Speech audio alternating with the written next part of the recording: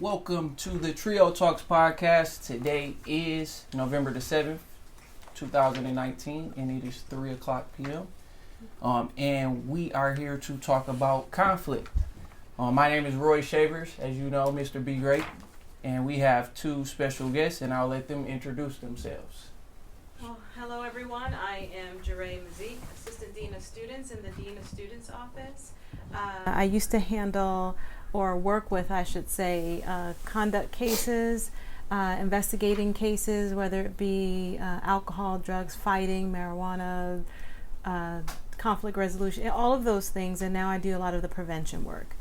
For me, it's really important to give people the skills before the incidents occur. And so hopefully you get a lot of great information today.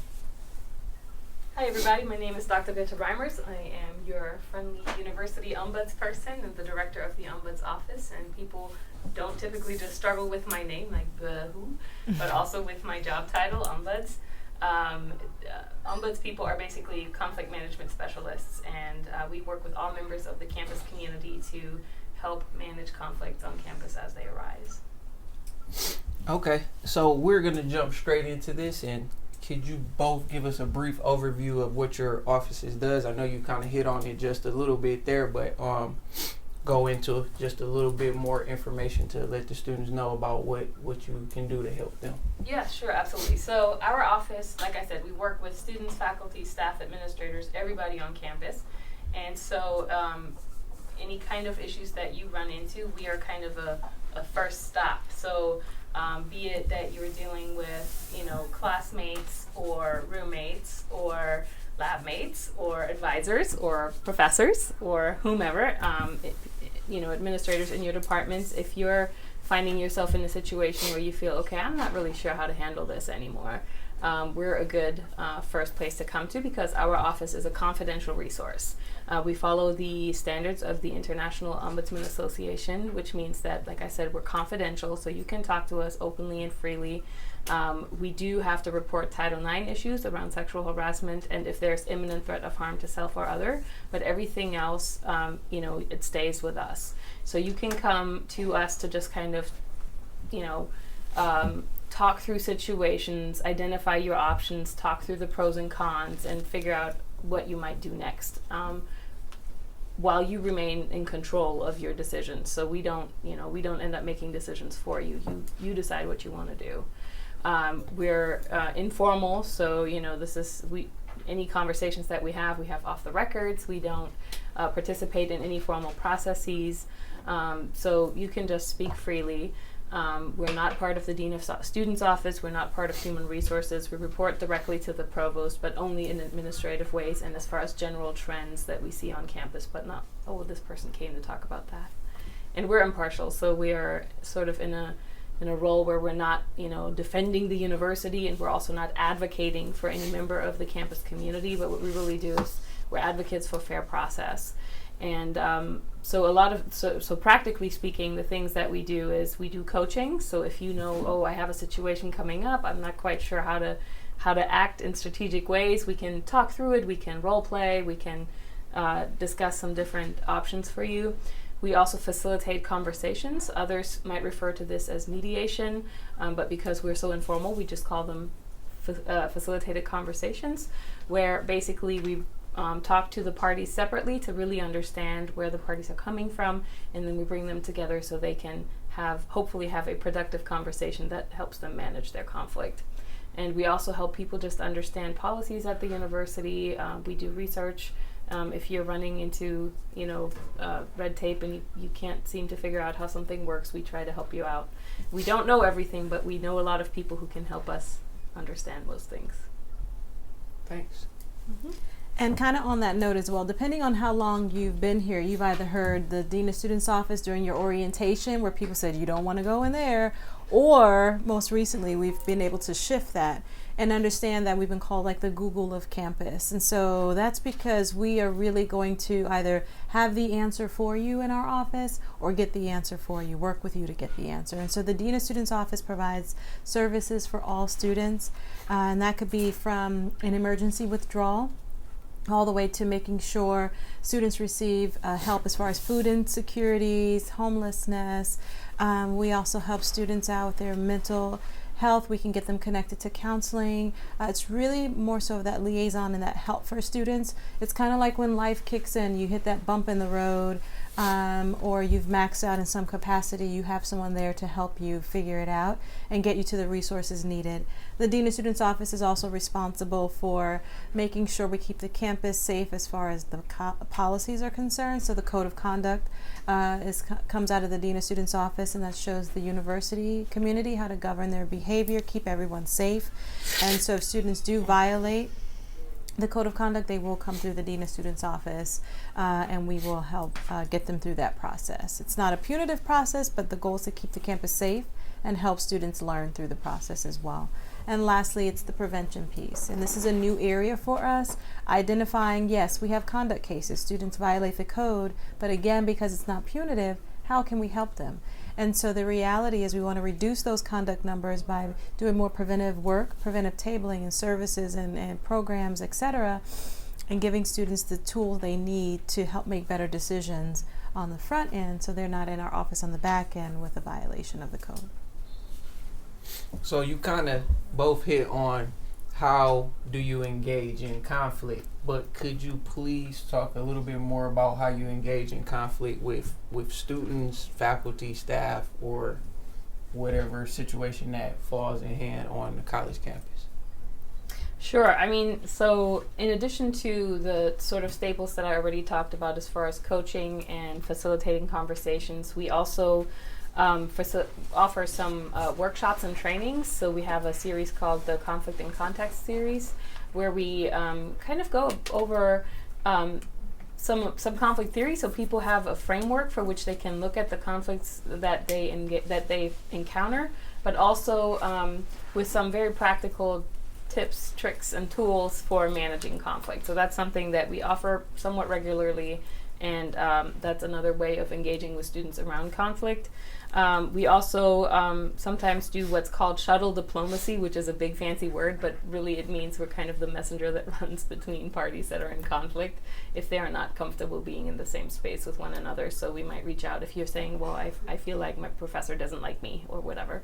We might talk to you and we might talk to your professor, and if you're not comfortable having a direct conversation, we might kind of try to help you all communicate indirectly to get some clarity on where you all stand and what the situation might be. Those are kind of the key ways in which we work with students. And then there are at the beginning and the end of the semester, there's always a lot around financial aid and grades and registration issues, and so we kind of help get people connected to those offices when they run into issues getting responses. Okay. And very similar in our office as well, we have student coordinators for student assistance, and so those will be the ones that will get them connected to financial aid as well. Their advisor, talking about the complaints and petitions policy, things like that. And so those are usually complaints that come through. Particular conflict, as I mentioned to you all, students do violate the code of conduct. And so sometimes they will be sanctioned a conflict resolution workshop. And for us, that's really important because it's not punitive. It's not saying you had an argument, don't talk to them, and now you're kicked out of the residence hall or school. It's saying, how can we help you gain better skills in managing conflict? As we know, conflict occurs. It's never going to not occur. It's not necessarily a bad thing, which we'll talk about later, but how do you manage it better? Many of us, were not sitting, growing up going, here's a conflict resolution course, 5 years old, let's talk about this. And so as a result of that, we kind of learned it on our own or learned from experience. And so for us, our office is making sure that we are helping students grow and learn in this area of conflict through sanctions, through providing workshops that are voluntary, any sorts of referrals that come our way. We'll make sure that we communicate with students that way. All right, so I want to ask you guys a question. What is conflict? And I'm speaking to everyone in here, not just the two people up here that's the experts. So what is conflict? Come on now, y'all. What's conflict? What I see conflict as, I guess, is just any situation between two parties that obviously can't be resolved, that obviously need some work to be resolved, I guess. So, yeah. Mhm. Y'all the experts, so I'm looking for y'all for the textbook definition, but I don't expect y'all to know it off the top of y'all head, but I assume that he's correct. I think that is one type of conflict. Okay. I think that conflict, generally speaking, is a little broader than that, but that is what most people will think about when you say, what's conflict? Yeah, two people disagreeing and they can't figure it out, right? Conflict, in my field, we say conflict is a situation where people perceive a threat to their needs or interests. And so the threat element here is really important because imagine, I will give you two scenarios, right? So let's say you're walking down the street, somebody is following you and is trying to mug you or whatever. Well, if you don't know that they're following you, if you're completely unaware, you're not perceiving a threat, so you're not experiencing conflict in that moment, right? Until they hit you over the head, then you kind of know what's up. But until that moment, you're not experiencing conflict. The other example is you think that, let's say your professor doesn't like you, and you think they're after you, and you think they're treating you differently than other people, right? Whether or not your professor actually doesn't like you or actually treats you differently doesn't really matter to your experiencing conflict. You're experiencing conflict because you are perceiving a threat, right? So that's sort of one key piece, threat perception. And then the other thing is, like you were just saying, people mostly think of conflict as like between two people, but we really say that there are three types of conflict. There's internal conflict, right? Sometimes you have to make a decision. You have to figure out, am I going to do this or am I going to do that? And you might be torn. Well, you're experiencing internal conflict. Then there is the sort of interpersonal conflict, like what you were just describing. And then there's structural conflict, and those are your isms, right? Racism, classism, sexism. Those are structures in place that put certain people at a disadvantage, and that's conflict, right? Because you are now experiencing your personal needs being threatened. So that's conflict, right? And conflict really is a driving force. Not all conflict is bad. It's how you manage it. That's really important. So conflict can be a creative driving force. If we feel that something isn't right or something isn't good, we can go to bat for something better and things develop and improve. So that's also something to keep in mind. Conflict in and of itself isn't bad. What's important is how we manage it. Mm-hmm. What she said. And identifying, one of my favorite quotes is, "Smooth seas do not make skillful sailors." When you hear that, what do you think about? Smooth seas do not make skillful sailors. Yes. Basically, like, if everything is going right in your life, then when you do face a problem, you're not going to be able to deal with it or handle it in the proper way. Absolutely, having the experience to do it. So having that experience to manage it, when those different experiences come, you are then prepared to manage those particular things. But not having the experience does not prepare you for those. And lots of different experiences as well. Another favorite one, I pulled these out. Don't be afraid of opposition. Remember, a kite rises against, not with the wind. And that's Hamilton, maybe. And ideally, understanding that it's not a bad thing. I mean, it's almost a good thing. Imagine when we talk about diversity, which comes up a little bit later, if conflict didn't arise. Imagine being in a relationship with someone and everything you said, they were like, yep, great. Yep, great. Some people would like that. I probably wouldn't. But the idea is you're with someone who thinks differently than you, and it helps you grow as a person when that occurs. So I guess to follow up with that, how do you think about conflict in your line of work? Oh, it's, for us, it's non-judgmental. It's really a growth process for everybody. And I tell everybody all the time, even though I teach workshops, I do these things with students, I manage it, I'm sure, you'll be able to touch upon that. I'm not an expert in the sense of where in my own personal life, I still manage it myself. Because we talked about a little bit of those needs, the needs that we have. So we talk about Maslow, and we talk about having particular, needs in our, this threat perception that something is wrong. You want to naturally kick in to save yourself, protect yourself, and those things. And so in my line of work, when I'm working with students, it's not me against them. It's saying, hey, let's discuss this. And the idea about that is, as we're going through the process, what are we learning? What are we learning? And so whenever students are in any of these workshops, it's not like, I can't believe you did that. I can't believe, you need to really do better. It's really, okay, great, this happened, but how can you grow from it? How can we learn? What do we do the next time? And so we start doing exercises on, should this occur again, what are we going to do different? Or what's the possibility of doing something different? And so for us, my line of work, it's never judgmental. It's really giving an opportunity for students to grow and learn. Now, of course, as I mentioned, with the code of conduct, there are some consequences that may result in something much more severe occurring depending on the level of conflict. But for the most part, if we have the ability to teach without it being a huge threat, like physical threat to the campus population, then we're going to do our best to make sure it's a developmental opportunity for them. Mm-hmm. Yeah, in my line of work, I think of conflict as a tip of the iceberg. There's a presenting issue that people come to our office with, right? And then there's the whole story that's underneath it. The Titanic can tell you a thing or two about that. And it's really trying to wrap your mind around, okay, so what's this person's bigger story? And why are they experiencing the situation the way that they are? So to me personally, conflict is really interesting because it's a starting point for really learning something about people. And once you take sort of this empathetic stance on it and trying to understand, all right, where are you coming from with this? Mm-hmm. And what's making you experience it the way that you are, you can really learn a lot about people and a lot about life. And so really trying to understand, all right, so here's what you're saying you want, but what is underneath that? So you can think about it in terms of, like I said, positions, and then underneath that are people's interests, and underneath that are people's needs. So let's take an example. Let's say you're sharing a dorm room with someone, and you are cold and you want the window to be closed. I know most windows at this university don't open, but let's just say that they did. And so you say, close the window.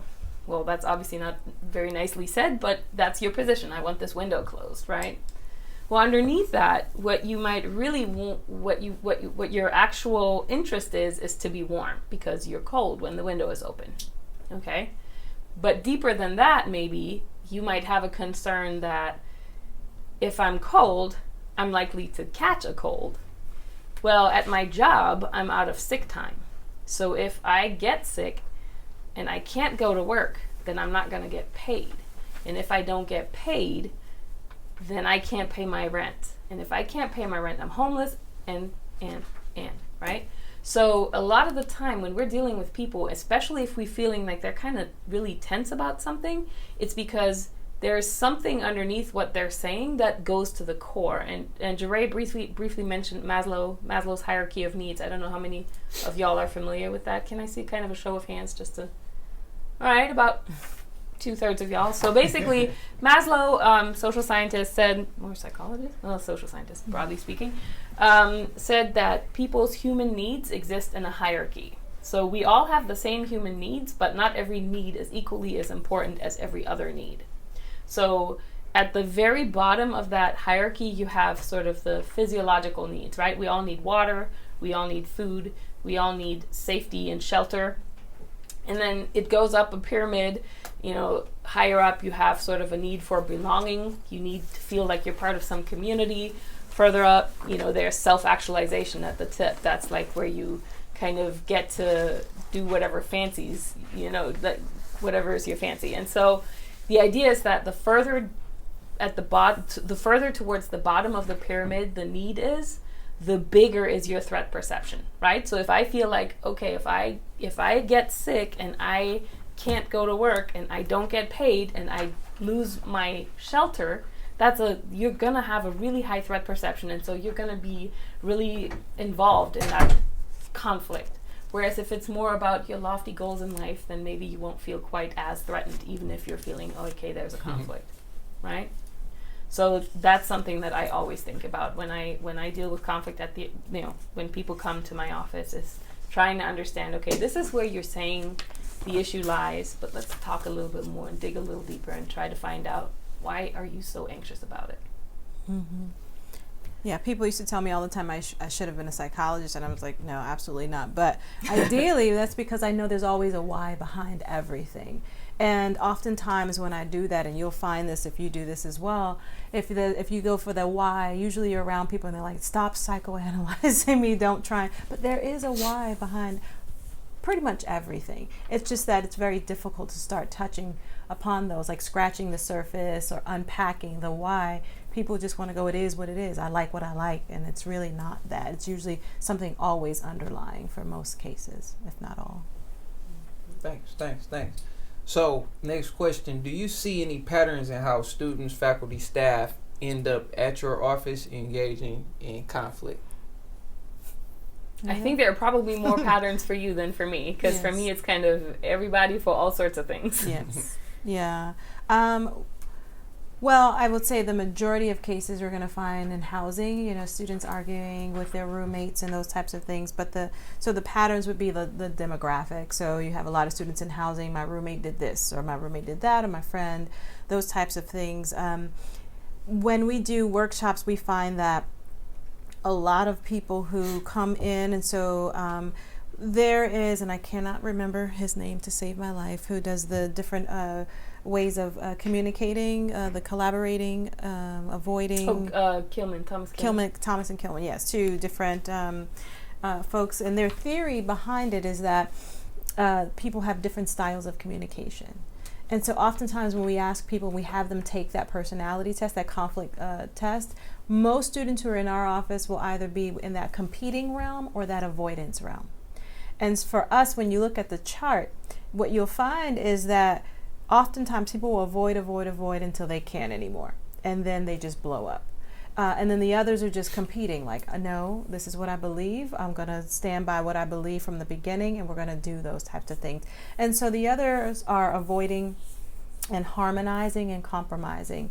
And we often do this test because people sometimes will think they are one way in resolving conflict, and they do the test and it's somewhat right. Not a lot of people are completely off, but it gives them the reason why they respond the way they do, and how they do that, and then really gives them the opportunity to grow. And what they'll tell you in the Kilman and Thomas in their theory is that everyone should have the ability to do a little bit of all of those areas, because everything is not appropriate for everything. If you have a crisis going on and someone's coming in, and you're not going to sit there and try and collaborate, and because collaboration takes a lot of time, you're like, let's go, let's get out of here. So if something happened right now, I'm not gonna be like, would you like to come? If a fire comes, I'm gonna, let's go, get out now, move. And so it's different types of situations will have you respond differently. And so for us, the students that I see are usually in those two realms.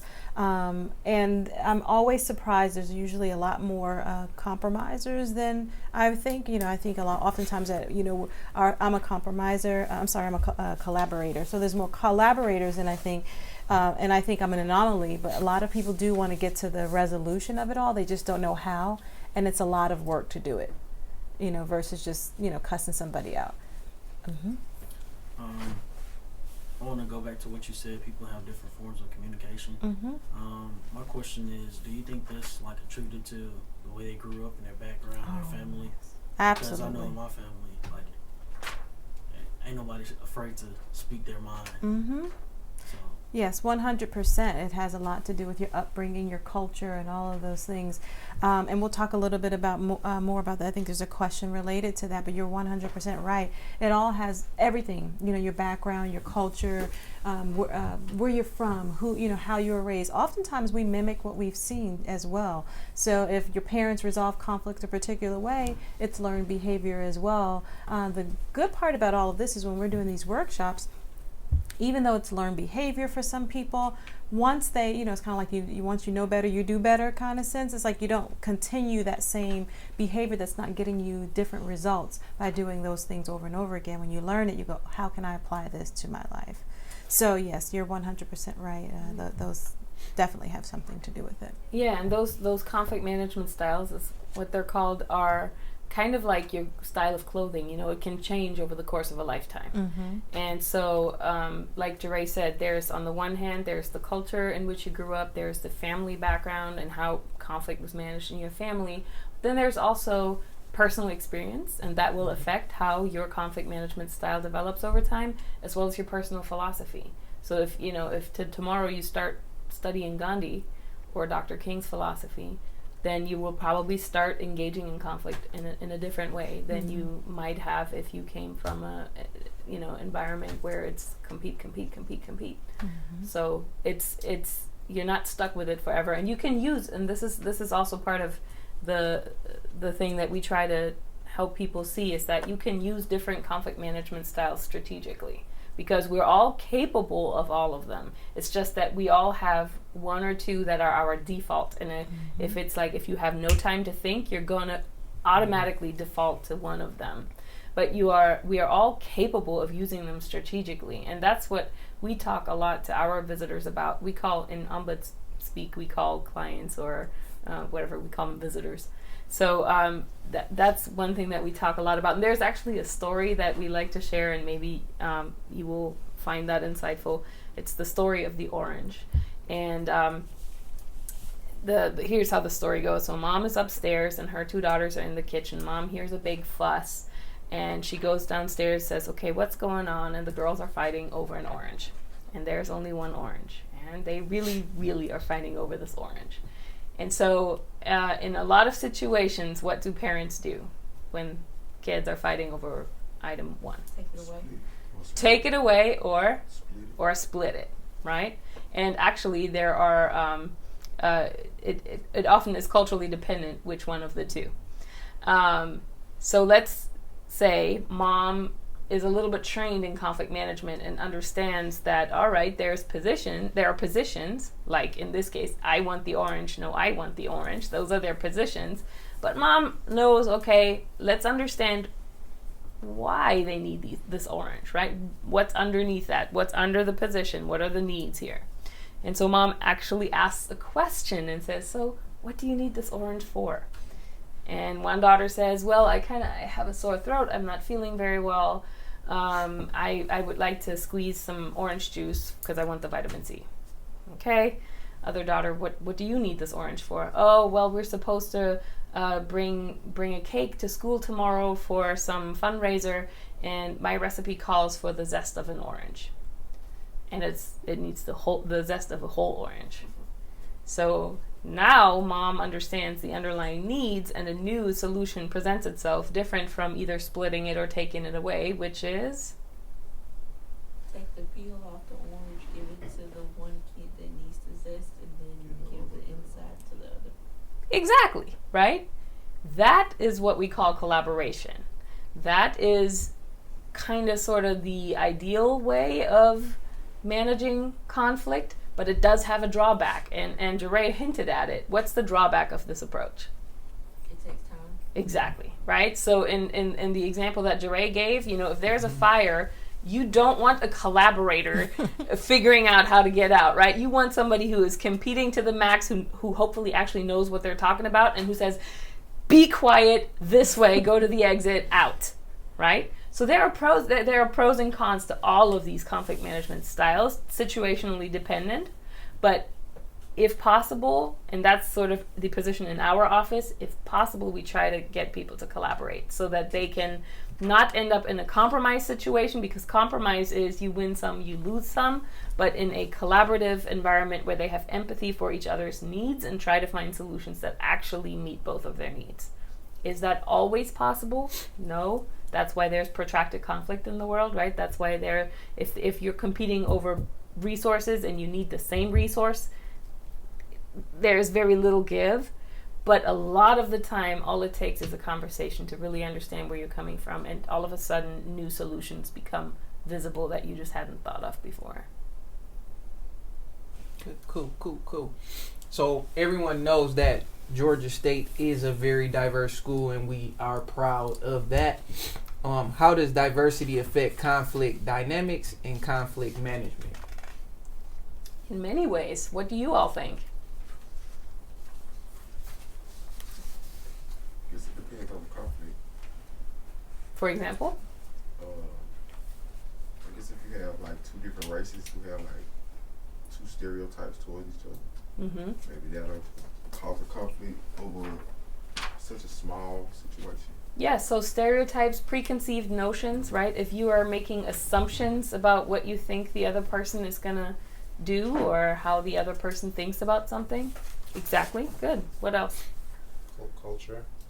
Uh-huh. So like, one of the real basic ones is like Southern politeness versus like, you go to New York, it's like everybody's rude here, everybody's trying to be mean to me. What's going on? You know, I don't like it here. I'm going back to Georgia.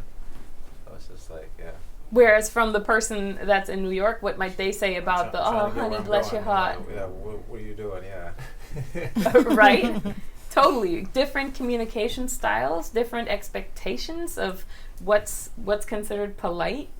How do you show respect? Right? In some cultures, looking someone in the eye is how you show them respect. In other cultures, looking someone in the eye is how you dare them or how you show you're ready to fight. Bring those two cultures together and not have a conversation, you're going to be in trouble. There's going to be conflict. Mm-hmm. Any other things that you can think about? There are tons of them.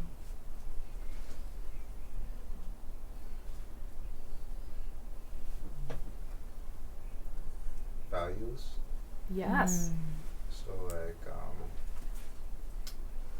maybe if you don't come from like a prosperous upbringing, you value education more, or like things that you think will get you to a further place in life. But maybe if you come from like a childhood where you don't have to worry about those necessities as much, or kind of take things for granted, so it could be like a clash between those two. Yeah, priorities and values, and linked to that, access and opportunity, right? Mm-hmm. Makes a really big difference in how you are going to engage with people and how you experience scarcity, for example, or perceived threat, right? Yeah, exposure to violence, right? Depending on how used you are to violence, you're going to respond to conflict very differently, and to the perception of threat. You know, if you come from a background where there's never been any physical violence around you, then if you're now engaging a situation where there's conflict, that could go one of two ways, right? Depending on how heated the conflict is. If it's really hot, you could get super freaked out because you think, oh my gosh, somebody's gonna throw punches and I don't know how to handle that. Or you might really not think of it as highly at all because you're not even used, that like the thought of it getting violent doesn't even cross your mind, right? And vice versa. If you're used to, violence being a daily thing, then that's going to affect how you react to a conflict situation. Yeah.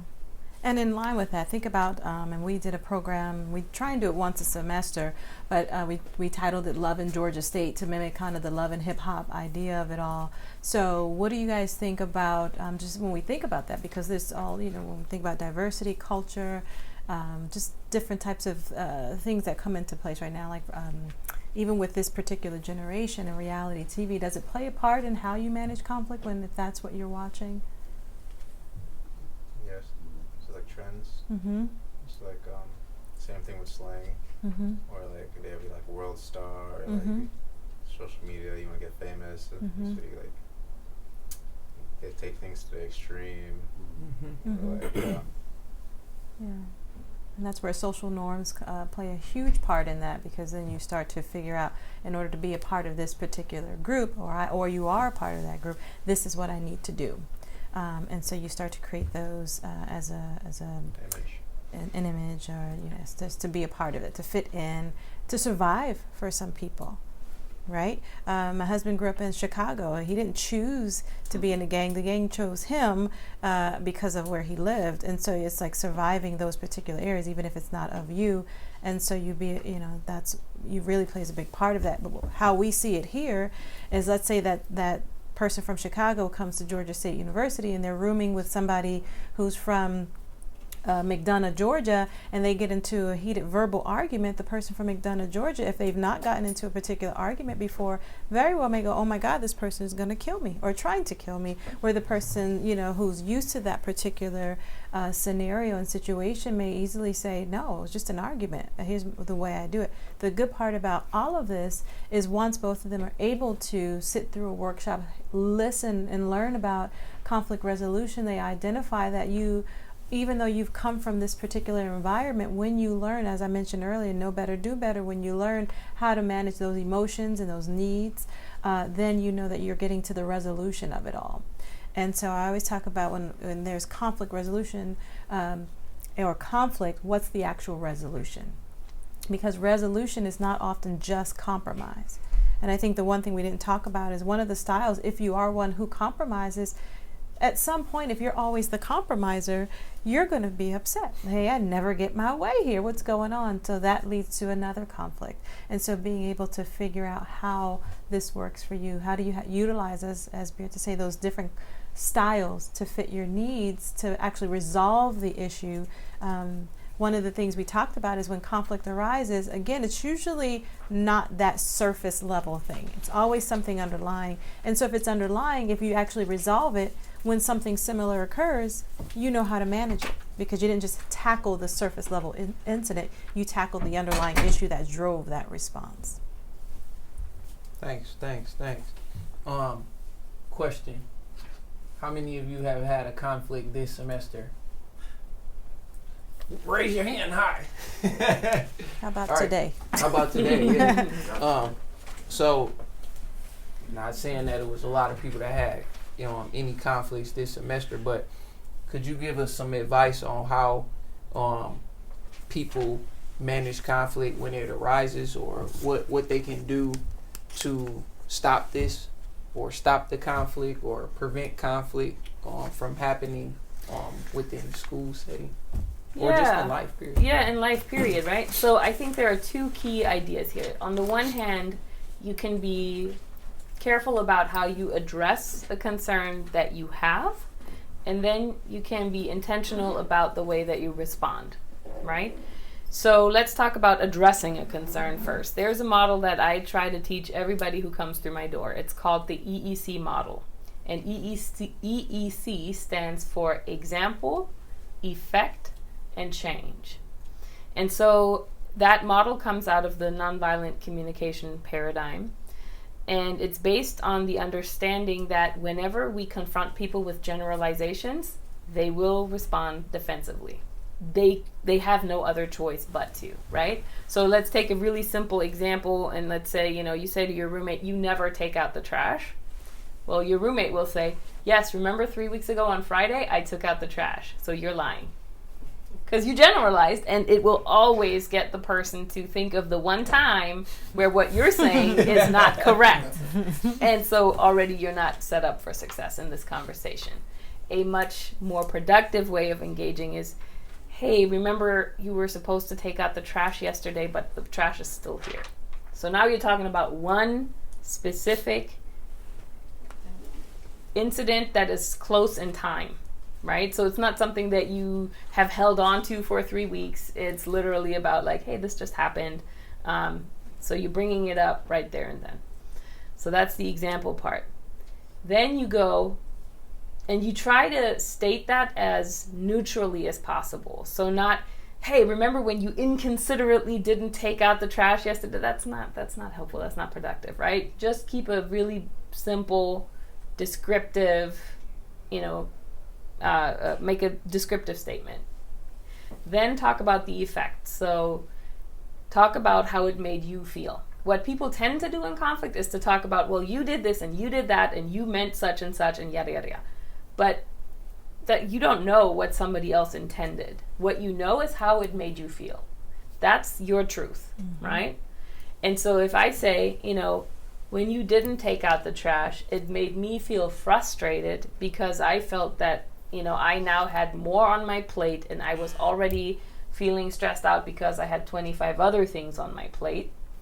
That's a true statement. Nobody can really be mad at that, right? Because you're just talking about how you are feeling. And then you want to move on to the change piece. because you can't change what has already happened in the past. So it is more productive to talk about what you would like to see going forward. So then end in a suggestion or in a request and say, in the future, how about we make a schedule of who takes out the trash when, that way we have equal responsibility and share the burden or whatever, right?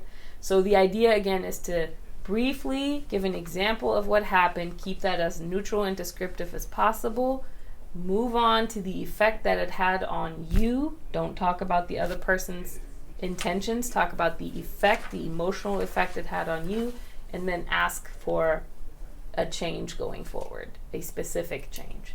So that's on the sort of if you're trying to address a conflict. And then there's active listening as if when you are the person that's trying to respond to conflict. And that's basically a whole body exercise in being engaged in trying to understand the other party. So a lot of the time we say that people listen not to understand, but they listen to respond. Yes. And really that means they're not listening at all, because what they already have going on in their head is, okay, what's going to be my rebuttal here? How am I going to, what am I going to say about that? And so at least half of what the other person is saying never even gets registered. So a more productive way of engaging here is to make sure that you are fully focused on what the other person is saying and focused on trying to understand where they're coming from. So trying to understand the stuff that's under the surface. And that you can do on the one hand by first of all being physically present and open, right? So I can be like this, or I can be like this.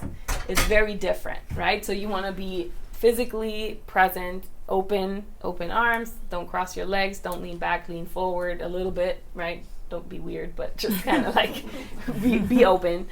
And then give the other person the feeling that you're genuinely paying attention. And there are different things that you can do to help them see that. On the one hand, you can restate or rephrase what they were saying. And rephrasing is better than restating, because if you've ever tried to, bring up an issue to someone, I don't know, you were mentioning your husband, if he's watching football and you're trying to bring up something and he just repeats exactly what you just said, you're just like, yeah, okay, it went in here, went out there, you're just repeating. So that's not the most helpful thing. It's more helpful if you kind of restate it in your own words so that, the other person feels like you're really listening. The other benefit to restating to rephrasing what somebody said is that you can make sure you actually understood them. Because if you say, okay, let me give you an example. If somebody says, oh my gosh, I'm so frustrated, I'm so over this, I don't know what to do, I just want to pull out my hair. And you might say, okay, so what I'm hearing you say is you're having a hard time and you're kind of freaking out. Then they can either say, yeah, exactly, or they can say, no, what my real issue is blah, blah, blah, right? So it's a twofold benefit of doing that. On the one hand, you can show them I'm paying attention, but you're also getting feedback as to whether or not you understood them correctly. So that's one thing. You also can, another powerful tool is to name emotions. So let's go back to the same example. The person is saying, oh my God, I don't know what to do. I'm so stressed out. I'm so freaked out. I want to pull out my hair. And you say, well, it sounds like you are feeling really overwhelmed right now and that you are lacking a sense of direction. If you imagine the other person as a balloon, they're at a level where they're close to bursting, right? And the moment that you name their emotion, it's like you're going zzz, letting out some air. They will already calm down. Because now that you are naming their emotion, they don't have to use all that verbiage to try to get across how they're feeling. You've already understood how they're feeling. Right? So that's another tool that you can use. That's all part of active listening. Or you can reframe what somebody is saying. So again, same example. Oh my God, I'm so freaked out. I'm so stressed out. I don't know what to do. I can't see a path forward. I want to pull out my hair.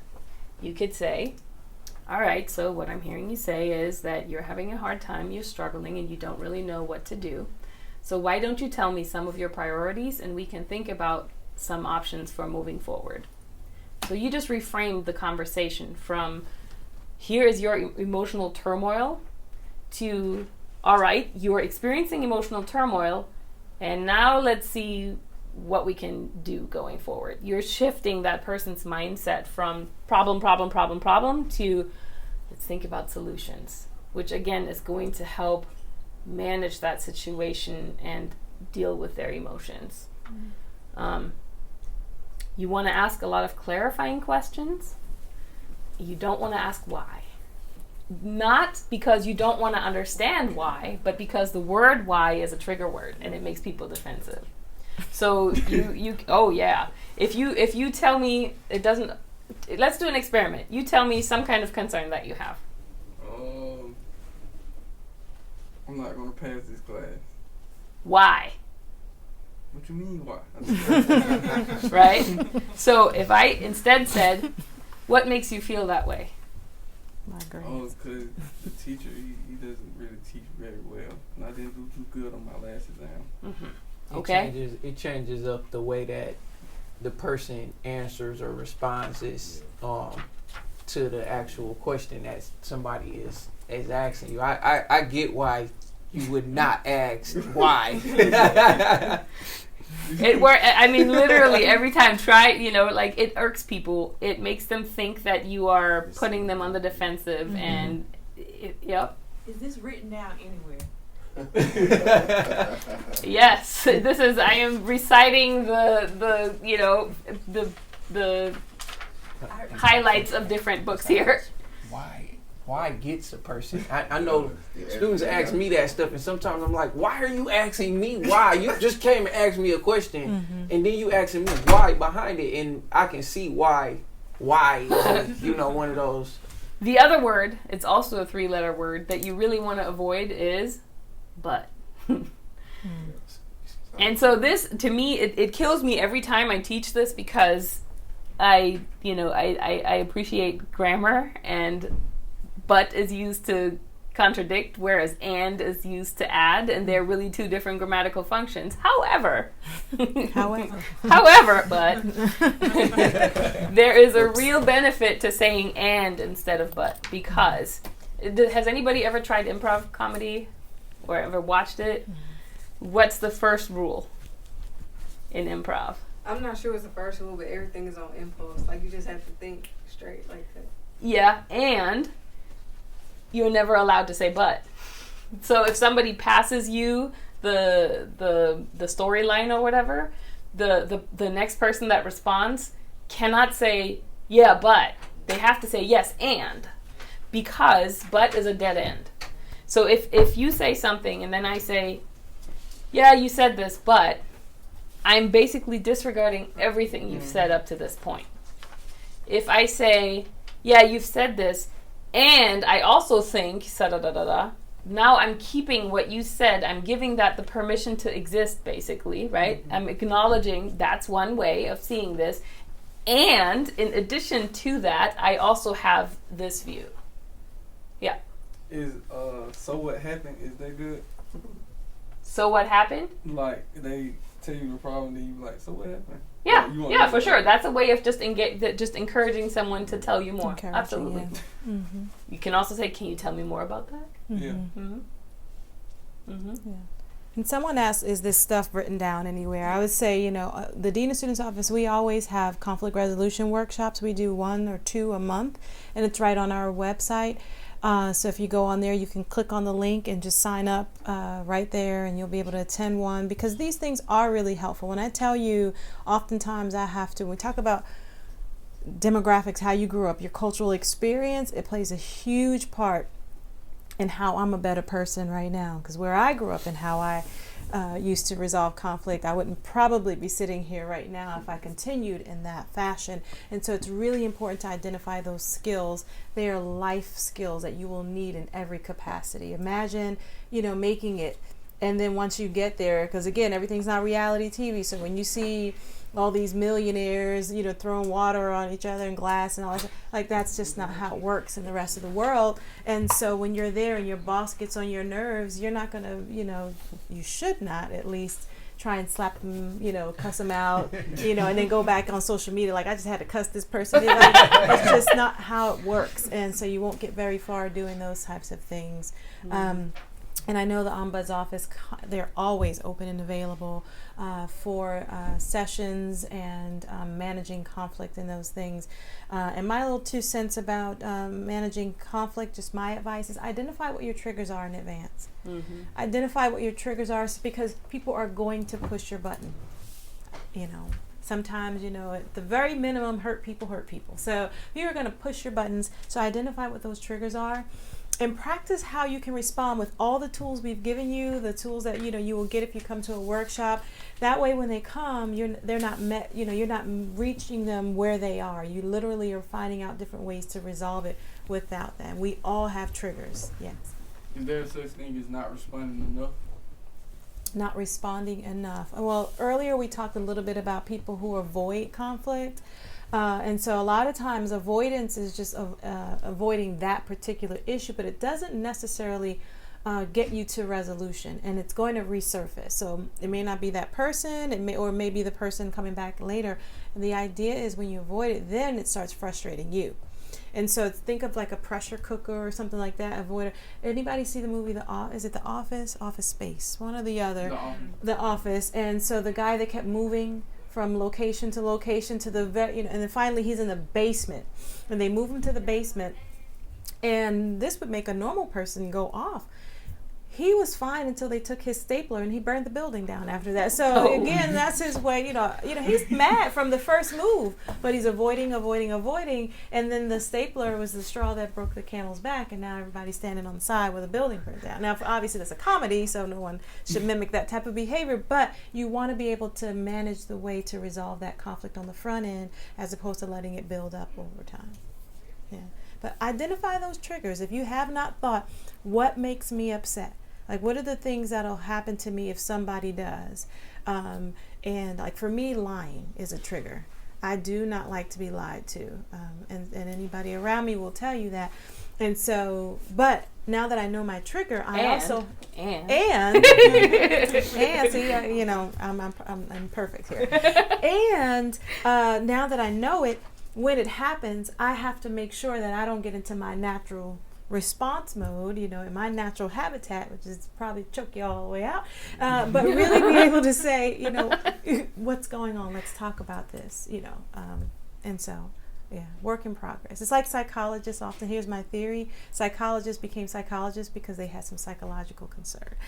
Don't tell anybody that.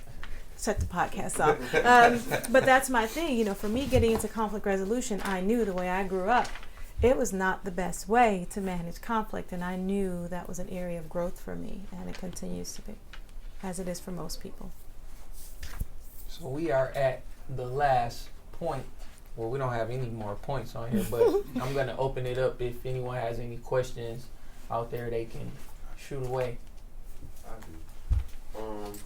I'm going to speak about my conflict, my own personal conflict.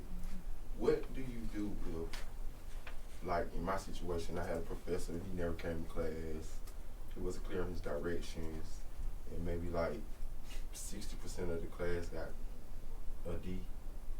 So when we all went to the department head to dispute our grades, we didn't get any kind of clarification. It seems like we were getting brushed off because they took the teacher or the professor side compared to the students. It's like they didn't even give us a chance to give us an explanation to like where he was wrong or where we were wrong. We didn't get any clarification. And like my grade has been pending for like a year and a half. So in my trigger is being brushed off. Like I can't stand that. Like don't do that. It made me feel like you stereotyping me because of my physical appearance. So what's the next step that I need to do? Because I really just feel some kind of way that like holding me up for graduation. So I think that's a little bit more personal. You may want to get that information like after this session and stop by their office and talk to them more in depth about about that. I ain't trying to just Oh, no, I understand. stop you from answering that, but that I feel like that would be the best. I need a deep voice. Yeah, we can certainly talk to you about that No, afterwards. Shadarius. What was the EEC again acronym? It's example, effect, and change. I feel like I'm good at this. So maybe you should, take advantage and try to volunteer in their office or see if they got a work study position if you think that you are capable of doing this line of work.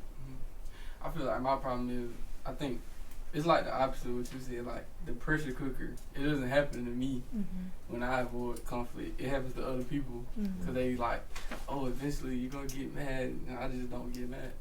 Like I never let it build up. Like I just let it go. Yeah, I mean, you asked the question of, is there such a thing as responding too little? Yeah. And that's where we come back to this idea of active listening, right? So if somebody is in an emotional situation and they're trying to talk to you and you just give them silence, they're not going to feel like you're actually processing what they're saying, right? That's why this active listening stuff is so important, because that's how you communicate to someone, I'm taking you seriously, I'm genuinely trying to understand, and I'm giving you feedback on what I think that you're saying so that you can tell me if I'm hearing you correctly, right? So yes, there is such a thing as saying too little. Sometimes, again, it makes people very insecure if you're just staring at them blankly. They're like, okay, are you not taking me seriously? Do you not care? Are you actually paying attention? What's up?